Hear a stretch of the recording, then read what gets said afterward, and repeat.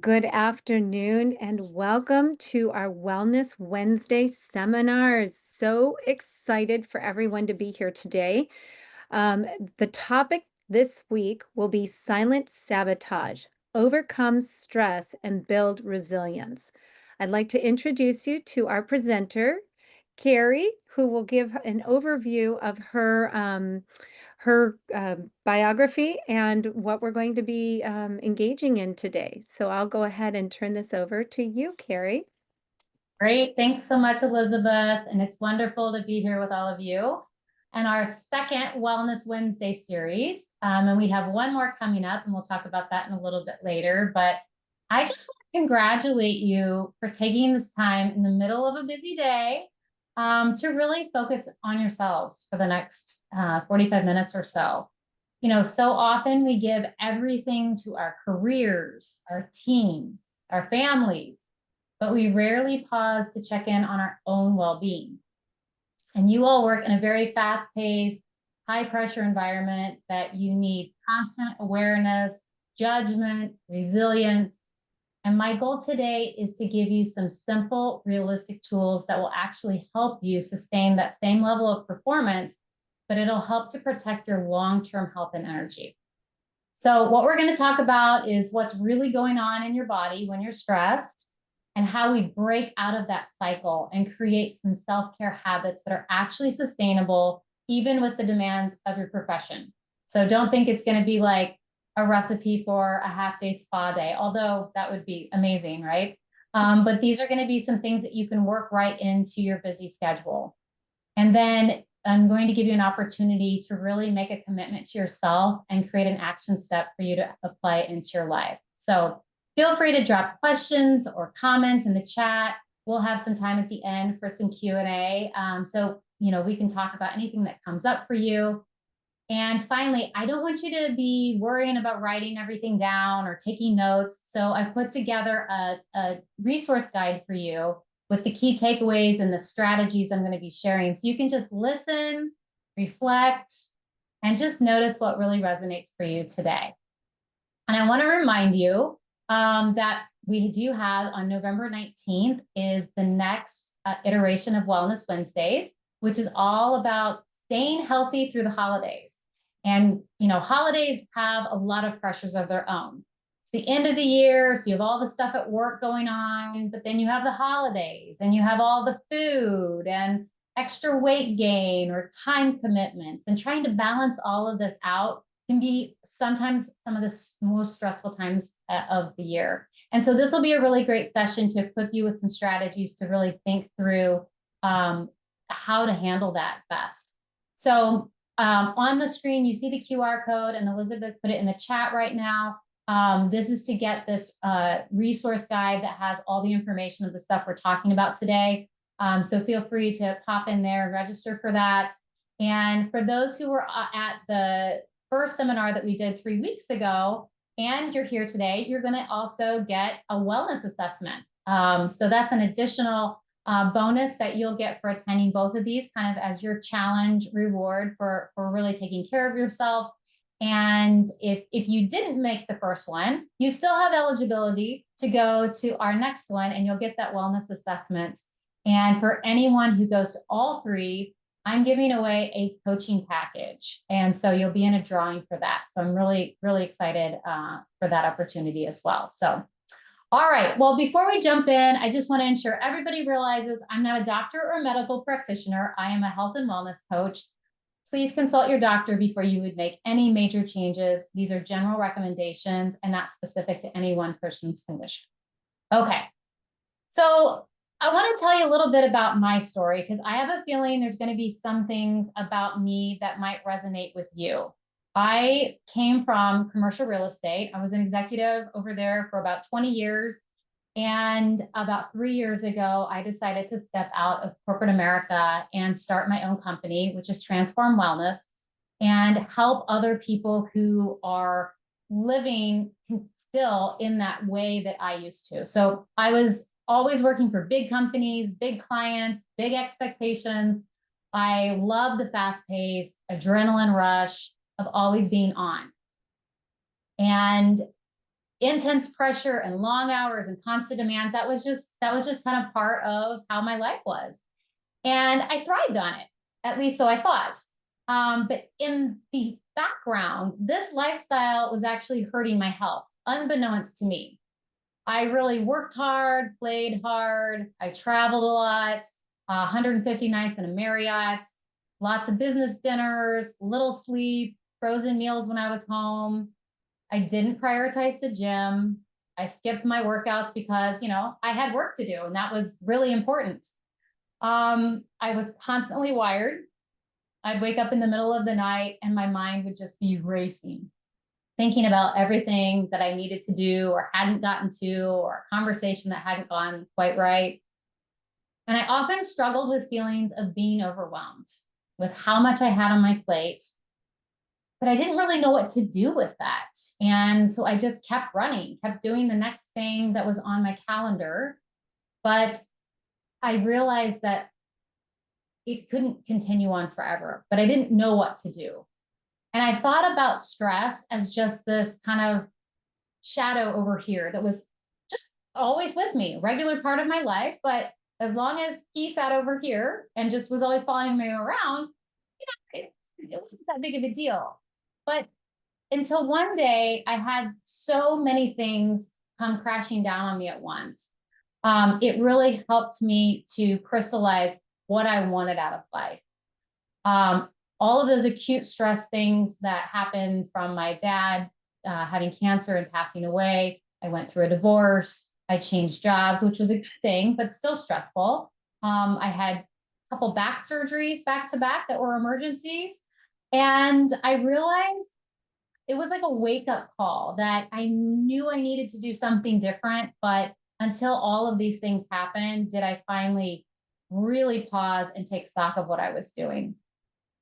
So I learned a lot about my health during that time because in addition to all of the acute stress of those instances happening and the chronic stress of the work hard, play hard lifestyle, I I started having health problems. And when I started seeking help for how to get that under control, this is when I learned a lot about how that shadow stress actually wasn't so much over there, but really taking an impact to my health.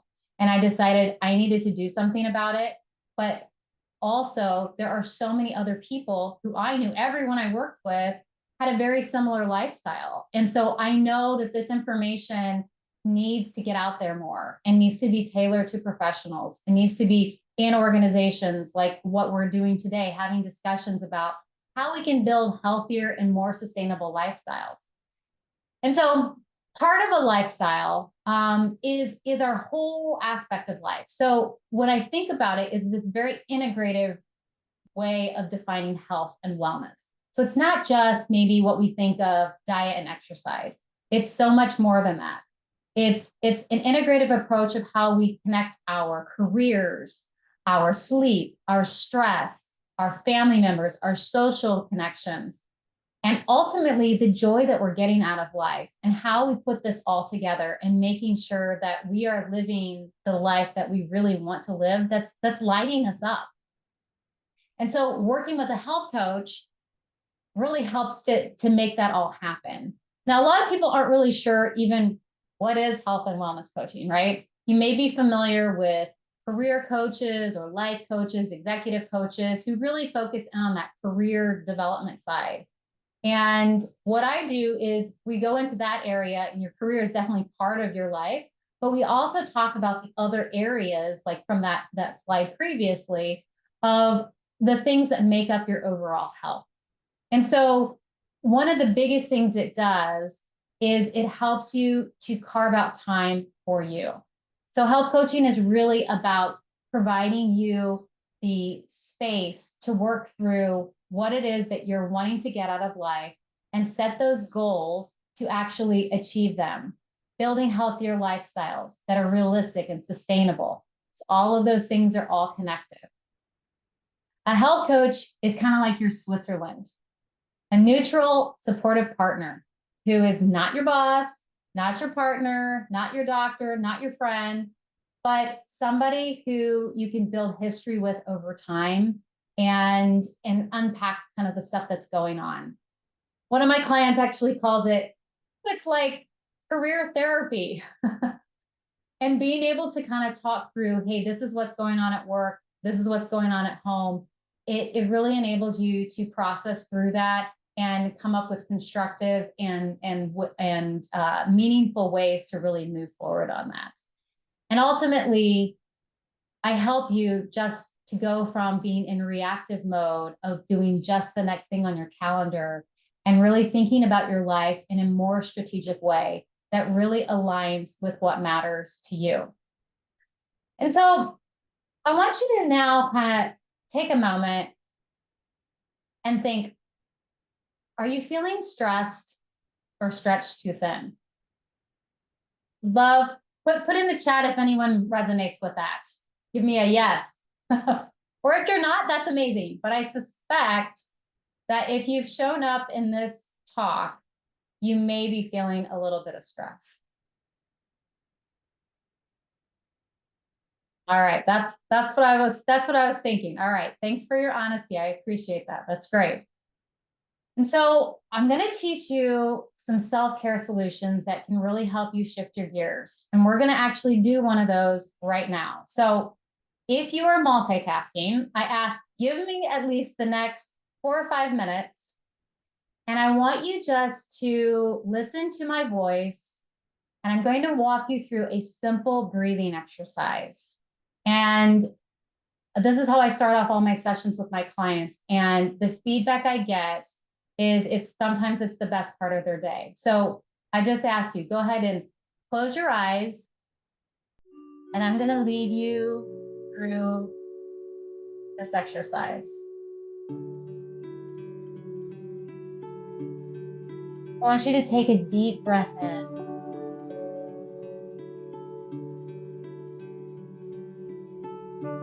Take a long exhale.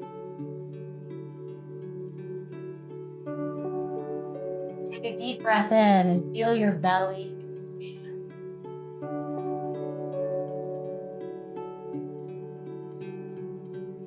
And as you exhale, you'll feel your belly contract. We're going to do this with a count of 4, 1, 6. So take 4 counts to take a deep breath. We'll pause for 1 count, holding that air in, and then a long, slow exhale to count of 6. So let's do that together. Deep breath in for 4, 3, 2, 1. Hold it for 1. Out for 6, 5, 4, 3, 2, 1. Deep breath in, 4, 3, 2, 1. Hold for 1. Out for 6, 5, 4, 3, 2, 1. Deep breath in for 4, 3, 2, 1. Hold it for 1. Out for 6, 5, 4, 3, 2, 1. And you sitting quietly with your eyes closed. Return to a natural breathing pattern. Inhaling and exhaling slowly and comfortably. We're going to do a body scan, checking in with our body and really noticing how our body's feeling and where we might be holding stress. Let's start with your head. Are your brows furrowed? Noticeably relax them.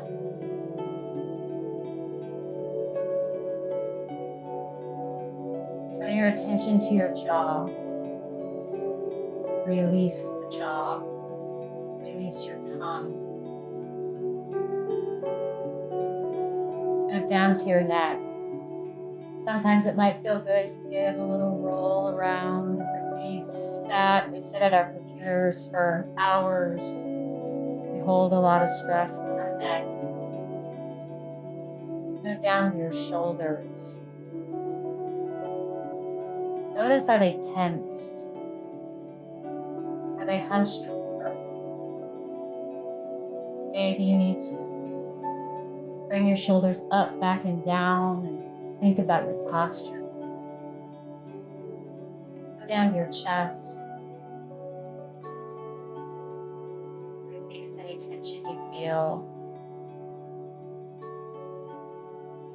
Go down through your arms, the tips of your fingers. Maybe giving them a little wiggle. Move through your core, down through your quad.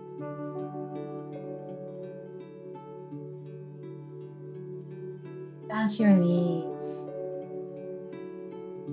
Maybe it feels good to extend your legs a little bit. Notice your calves. Notice the tightness. Going down to your ankles and just moving them around a bit.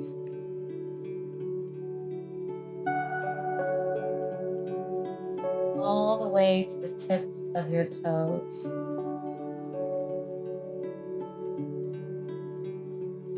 Just imagine any negative energy, feelings exiting through the tips of your toes.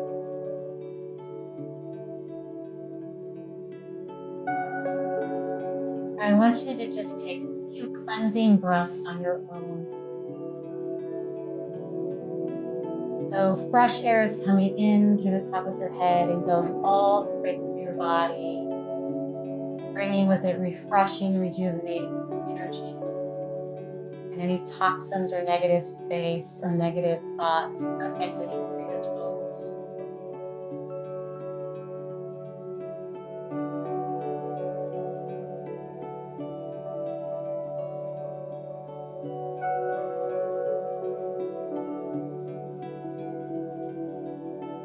And you can slowly start to move your fingers and your toes, bringing some movement back in.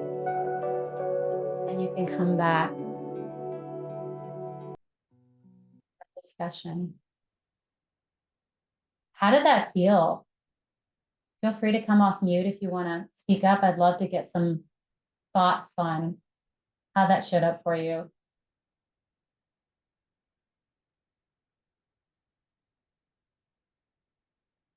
Maybe you're asleep. Maybe you're so relaxed. Great, Elizabeth. First time I felt relaxed in a while. That's great. Thanks, Michelle. I'm glad that you enjoyed that. All right. That's just an example of one of the tools that can really help to take your stress from a 10 and bring it down a couple of notches.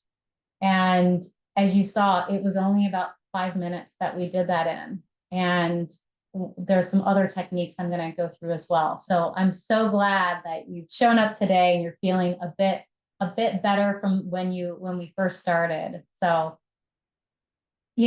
part of what we need to understand is this concept of stress, maybe in a new way than you thought about it before. I know I just kind of thought of it as that shadow over here, but we're going to talk a little bit about the science behind how the stress cycle actually works, and then what it does to our bodies and minds. And then we'll talk about how we can actually use this knowledge to complete the stress cycle and actually respond to it so that the stress doesn't linger and build up in our bodies. And so by the end of this session, you're going to have actionable strategies of how you can incorporate this into your life. Okay, so there's some cost, though, of ignoring our stress. If we do not address it, it's going to show up in some ways that are going to end up hurting us, like it did for me. There are tangible things that stress is tied to. So high blood pressure, strokes, weakened immune systems. Probably you can think of a time in your life when you have been burning the candle at both ends. And as soon as, that big project happens or something, you get sick, right? That we have just worn ourselves out. And so our immune system, we're very susceptible to something. For the long haul, it also increases our risk for heart disease. And so, these are not minor inconveniences, right? These are big, serious, meaty issues that can really affect the quality of our life over time when we just ignore it for a really long part of our life. And in the United States, stress is actually the fifth leading cause of death that causes 120,000 deaths annually. But it doesn't just stop there on the medical side. It also has a profound impact on our mental well-being. So anxiety, depression, burnout. Burnout rates have been especially rising. Ever since COVID, I feel like burnout is like this big topic, right? But it really takes a significant toll on our productivity, our morale. It's costing businesses billions of dollars just due to the loss in productivity because we're just walking around kind of as zombies with all of this just stress like building up in our bodies. And so, stress also can lead to us making mistakes, missing things. It's creating brain fog, reduced mental clarity, poor decision making. And especially when it comes to the security field, those are really critical things of the decision making and the agility of which you're being able to think about those things. And so, addressing stress is not just beneficial, but it's essential for our health, our effectiveness, and our quality of life. So let's talk a little bit about the stress spiral. There are signs that we're moving into a stress spiral that we need to be more mindful of. A stress spiral is kind of like this gradual cycle where the effects of stress just start to compound, and they affect us on multiple levels, from physical, emotional, mental, and at work as well. So from a physical perspective, these are things like muscle tension. So as we just went through our release, like I hold my stress right here. I actually have a pain in my neck right here from sitting at my computer so long, right? Headaches, fatigue, even digestive issues come from long-term stress. And if you're noticing these things are coming up, it's likely that your body is holding on to stress. And then from an emotional perspective, stress makes us feel more irritable, overwhelmed. We become quick to anger. Mood swings are common, and it's easy to feel as if our emotions are taking control rather than us controlling our emotions. Maybe we're turning to an extra glass of wine or more caffeine or the famous stress eating, right? Anybody love a pint of ice cream when you're feeling stressed out? So these habits might provide temporary relief, but they often intensify the stress in the long run.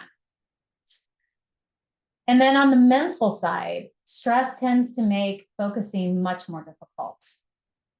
You might notice that you have increased forgetfulness or that mental fog that makes it hard to really think clearly.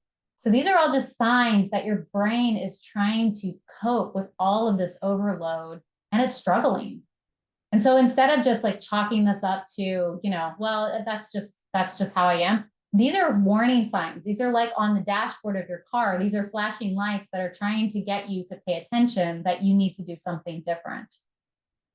And then on the work-related symptoms, you may notice that you're not as productive as you once were, or maybe you're missing deadlines, or you forget to respond to an email that's pretty critical. It may show up just as a general lack of motivation for tasks that normally energize you, but you're just not really into it. And so, you really need to think about, have you experienced any of these lately? When we notice these red flags, it's that sign that we need to pause and be proactive, like implementing some of these self-care practices that we're going to be discussing so that you can manage your stress more effectively and avoid burnout. So let's just understand stress a little bit more. There's two types of stress, good stress and bad stress. Stress is a normal reaction to exciting events, like buying a house. That's exciting, right? That's a good thing generally. Falling in love, getting a new job. But stress is, even those are good things, your body doesn't necessarily know that's a good thing. It just knows that it has an impact on your body. Stress is a hardwired survival technique that's built into our body as a means of protection. The other type of stress, like getting chased by a bear, that's kind of the negative side of stress, right? But in our modern world, it's work-related stress, family pressures, money issues, etc. Right? And so the way I always talk to my clients is think of stress like a fire that's wreaking havoc on your body. And it literally is. It creates inflammation in our body, which is like burning up our insides. And so we need to think about how can we do something about that fire? And doing something about that fire is understanding the stress cycle and really understanding what are the things that are happening to us so that we can mitigate that. So the first thing is understanding that there's some type of stressor. So maybe it's that bear that's chasing after us, or the deadline at work, or a horrible fight with a family member, or a colleague that you're having some challenges with. And the stressor presents itself, and then our body starts to go into panic mode. So the sympathetic nervous system signals us we've got to protect ourselves. So it's that fight or flight that's just innate in our bodies. We're geared up to prepare for immediate action. And what happens when we get into this mode is the brain actually triggers the adrenal glands to secrete hormones. So adrenaline and cortisol, probably everybody's familiar with adrenaline. You know, it's the thing that allows you to have a sudden burst of energy to pick up a car if your kid is underneath the wheel, or do something that seems like superhuman. And when this happens, though, there is this release that then creates our heart rate to go up. So think about, when you get nervous to present or something, our heart starts beating more rapidly. Our airways dilate. Our blood is pumping more into our muscles because that adrenaline is giving that extra superpower, if you will, to really react to danger in a quick manner.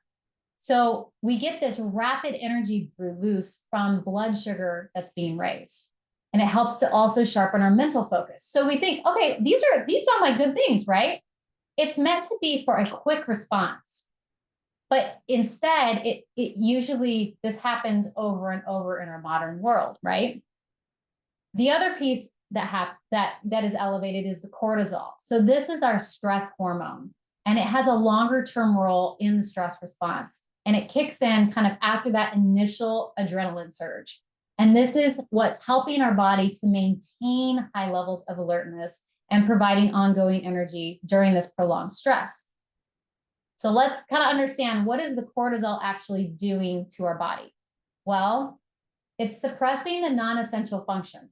So think of it as it's diverting energy that your body needs to have all your systems functioning. And it's saying, okay, hey, digestive system, immune system, we're going to siphon energy from you, and we're going to send it over here so that we can send it to the muscles and run away from that bear. Okay. And so what happens is all of those other systems are being suppressed. It also affects our reproductive processes as well. And so the body is prioritizing these resources to handle the stress that's happening to us. But cortisol really helps us maintain energy by increasing the glucose available. So when the body is needing these sustained resources for the threat, it's needing this glucose. And so over time, elevated cortisol keeps our blood pressure and our blood sugar high. And so I want you to think about this. I know this is a lot of kind of science, medical terms, but just to understand a little bit of what's happening to our body, when you've got this blood pressure that is going a lot stronger, it's like turning on a fire hose when it's meant to have just a gentle stream through your vessels, okay? And so what happens, having this big pressure of blood coming through your vessels, that it's not meant for that, is you're increasing the wear and tear on those vessels. And so you're increasing your risk for heart disease by doing that. And so, while the adrenaline's effects are relatively short-lived, cortisol is longer, and the cortisol levels that stay elevated are what lead to the health problems. Think of it like a light switch that it's supposed to switch on, give you this burst of energy, and then switch off. But it doesn't switch off. It just stays on because we're constantly being bombarded by the stress.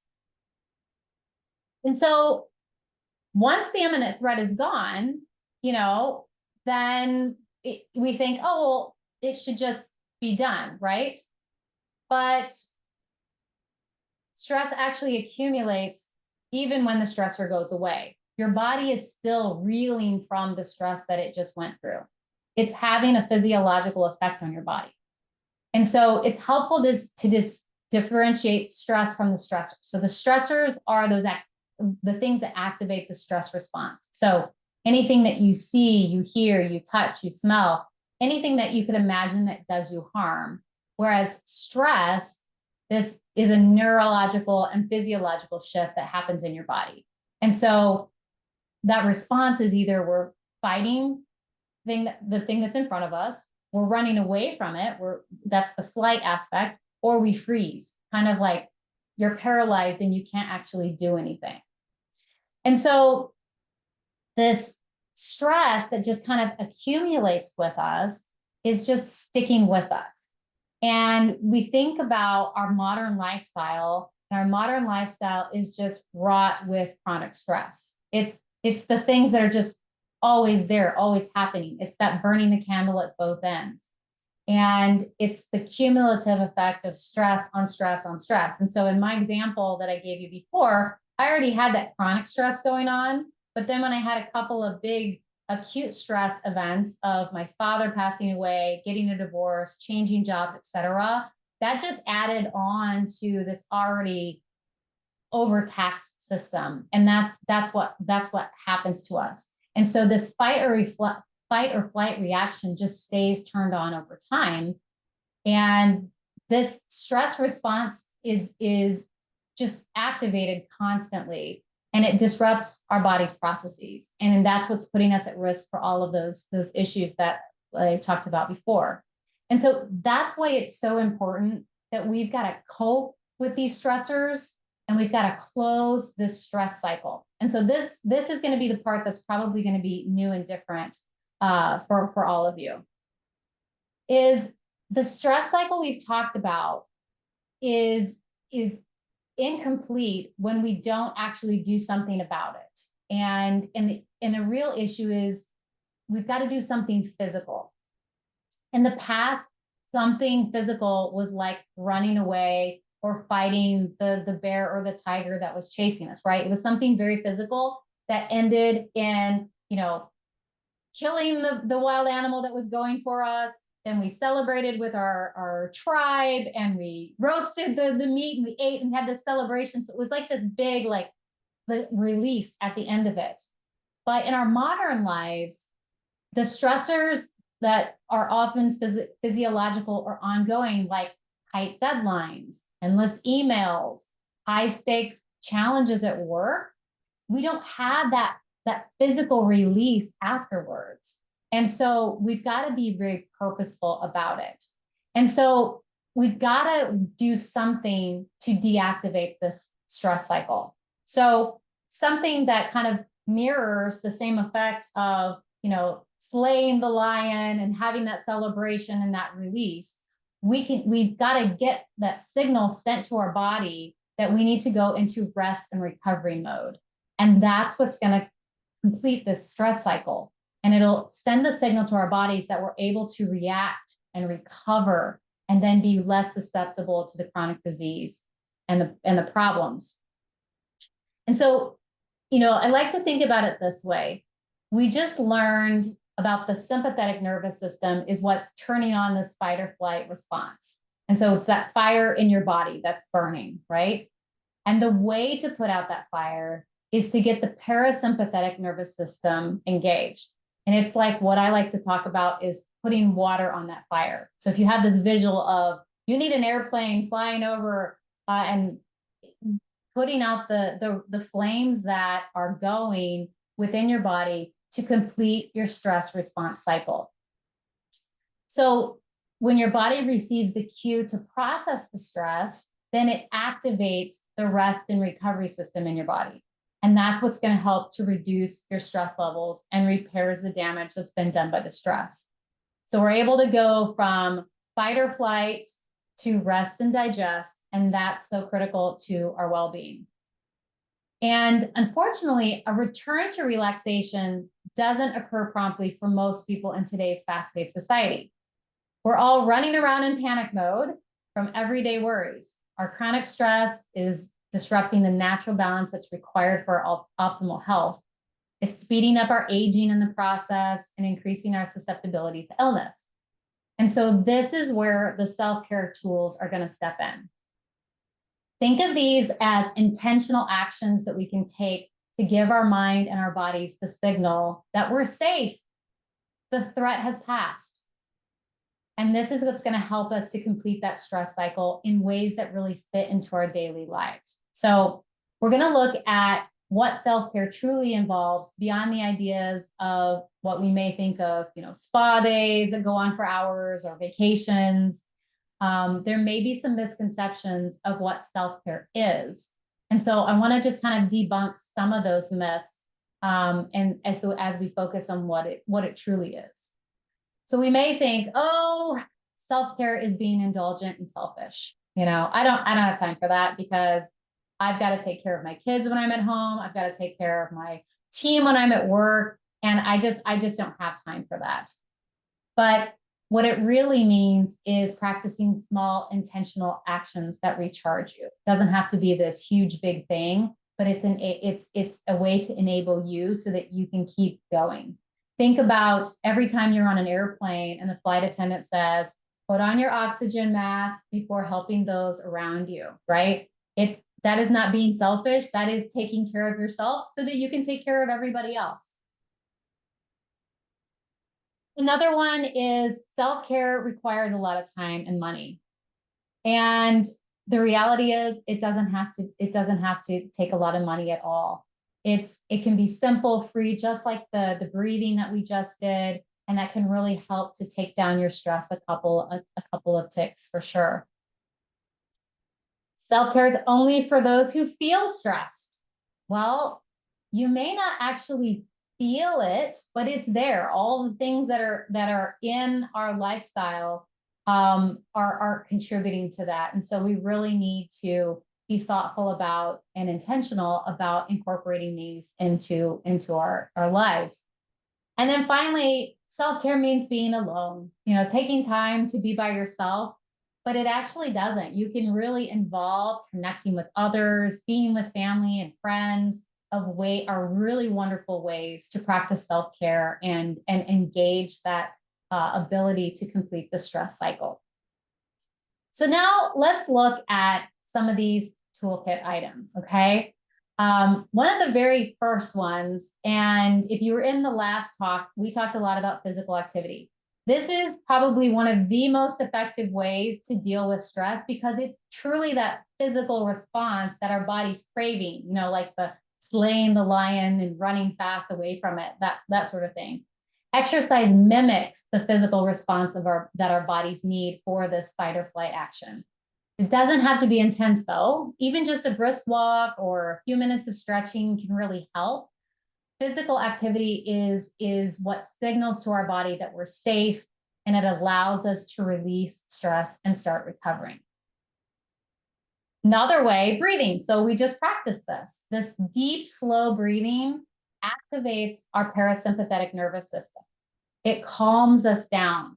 It signals to our body that the threat is over. And even just a few moments of this mindful breathing can really help to close that cycle. And this really allows us to reset and release that tension. So this is a really good one to do, especially in the middle of your day. If you've had a really difficult conversation with somebody or a meeting that just really got you incensed, go get inside a conference room or a heads down space or even the bathroom and just take a moment, close your eyes, and just do some breathing. And you will start to feel that improvement in the way you're bringing down that stress. So again, think of the fire, and when you do these self-care relief tool in the toolkit, this is like a little watering can helping to put out that fire. So I talked about that you don't have to be alone. So social interaction, connecting with others helps to reassure us that we're safe and supportive. It may be just a friendly chat with a coworker or a call to a loved one who just makes you feel seen and not alone. That has such a tremendous impact to our ability to feel safe and grounded and take that level of stress and put it in perspective and bring it down several notches. And while you're with somebody else, it's a great time to share some laughs.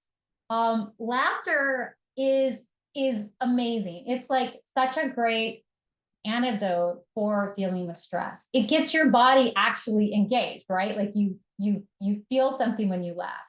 It helps to close out that cycle because it's physically releasing the stress. So maybe that's watching a funny video or sharing a funny joke or meme or anything that really helps you laugh and it really has a surprising power of managing stress. Good, Elizabeth. That's amazing. That's important. It really does make a difference in how it brings down that level.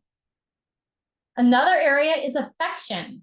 So physical touch, hugs, holding hands, kisses. It has a measurable impact on our stress. There's lots of research around this, and even brief contact with a close friend or family member, it helps to release the oxytocin, which is another way to say the love hormone. And when you feel that love by physical connection and physical affection from somebody else, it promotes that sense of safety and calm, that we're not alone, that we're in a safe experience. And again, it's that signal sending back to our brain that we're safe. And this might be a little surprising, but crying is actually a really good way to release stress as well. And, maybe this is hard to think about as an adult, but maybe think about it as a child. Maybe think of a 2-year-old who's like really frustrated and bursts into tears because they're just so mad, right? Eventually they cry it out and they're able to just physically release that stress through their tears. And so it's another way of really processing and releasing our pent up emotions to help move that stress out of the system. I remember when I was going through the grief counseling after losing my dad, it was really about, my counselor would say, just lean into those feelings that you're feeling and cry. It really is a way to help move you forward. And then creative expression.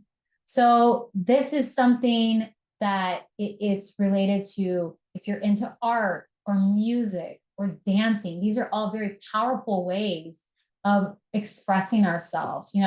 Think of songs. There's usually a song, like if you're in a great mood and you put on this music and you're dancing around your house or in your car, it can lift you up. But also if you're feeling sad and maybe having those kind of moody songs or the music behind it just really like meets you where you are. But it is a way to really process through our emotions through some type of creative expression. So that's just another way to think about it.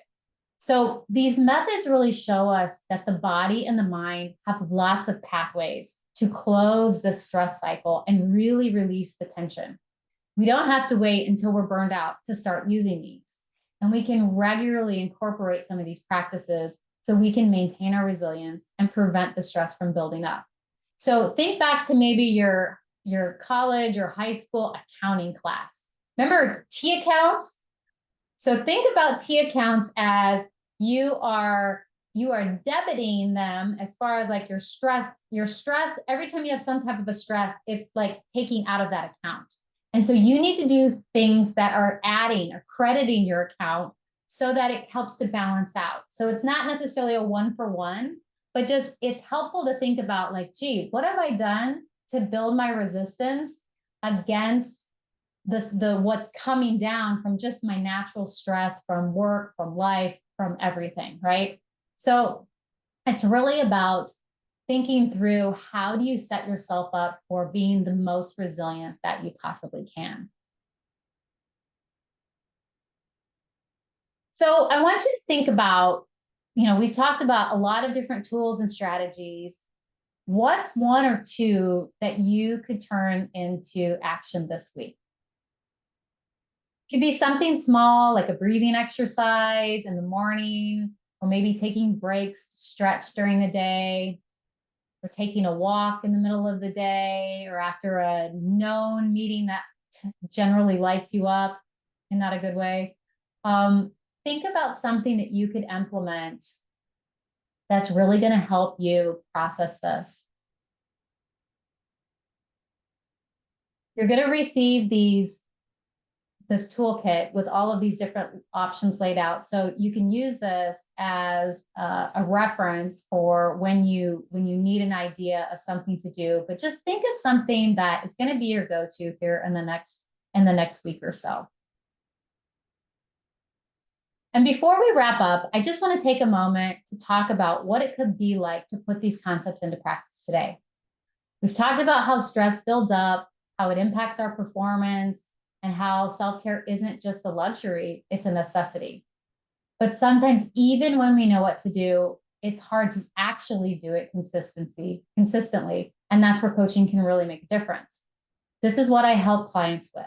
We clarify their vision, what thriving looks like for them, because everybody's version of well-being is different.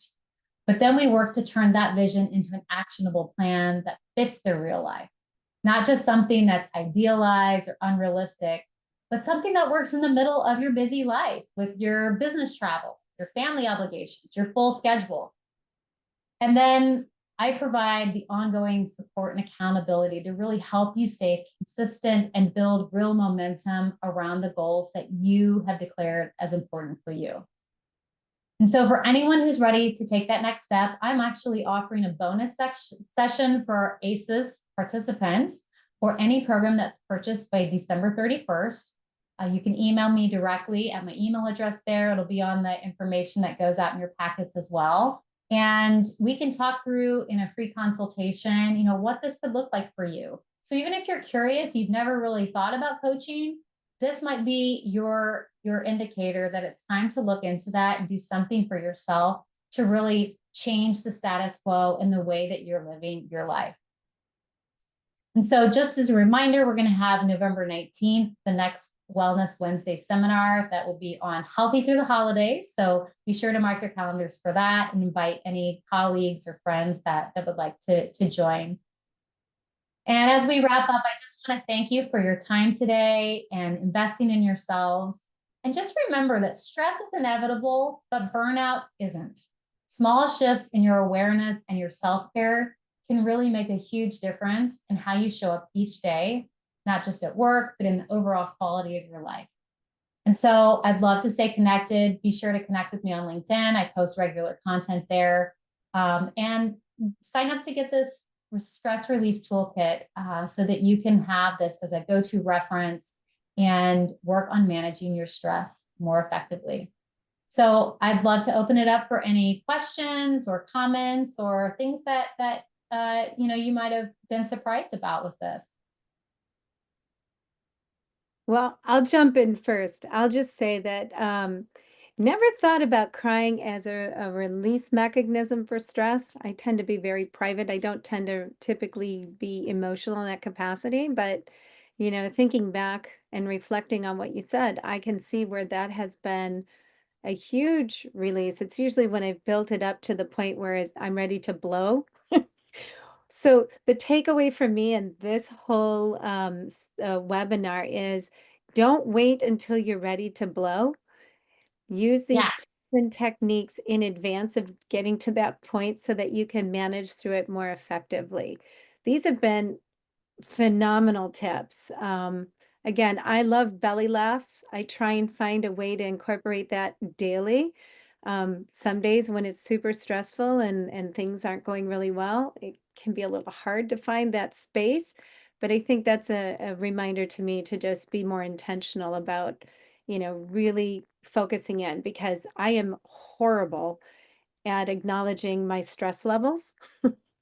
I don't know if others are or not, but I'm absolutely horrific at it. So this has been helpful for me. I would welcome anyone else who would love to just jump in and give their 2 cents of maybe something that transpired or a aha moment for them. But that was probably my biggest takeaway. I also put in the chat again the link to go to that the wellness kit. So for those who may not have grabbed it initially. Excellent. Excellent. Yeah, I agree with you. The crying thing was a surprise as well, but it's so true. Like after I've had a good cry, it just it feels good. And I can remember several times at work where something would just get you so frustrated and just so wired up that you just needed to like quickly get into a private place and just like let it out. And then you're good. Like you just needed to do that. And I think what's challenging as women because we don't want to be seen as weak and it has kind of that negative connotation when it really shouldn't. But at the same time, like probably most people would feel comfortable just bursting into tears in a meeting or something like that. I don't think that's necessarily appropriate, but certainly on our own, it is a good way to be able to mitigate that in the middle of things. Yeah, great tips. Well, with that said, I just want to thank you again, Carrie. You have been wonderful. This is such a great opportunity to connect with you. This recording we will place on our website under our membership. So if anyone wants to go back and reflect or review some of the pieces that you brought up today, they'll be able to do so by going to sfasis.org and click under membership and then go to our library of information. So thank you again. I really appreciate you being here today. Absolutely my pleasure. I look forward to the next one. Thanks so much, Elizabeth. Absolutely. Take care. Okay, bye-bye.